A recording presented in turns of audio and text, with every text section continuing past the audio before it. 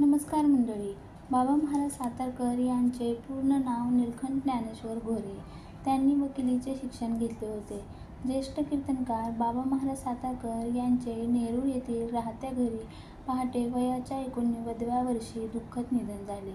बाबा महाराज सातारकर यांना 135 वर्षांपासून वारकरी संप्रदायाची परंपरा आहे. त्यांचे कीर्तनाचे कार्यक्रम गावोगावी लोकप्रिय झाले.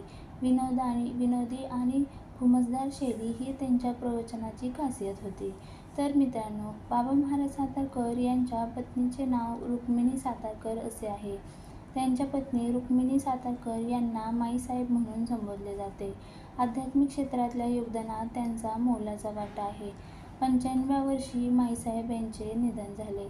तर मित्रांनो, तुम्हाला बाबा महाराज सातारकर यांचे कीर्तन आवडते का हे कमेंट करून नक्की सांगा. आणि व्हिडिओ आवडल्यास व्हिडिओला लाईक आणि चॅनलला सबस्क्राईब करायला विसरू नका.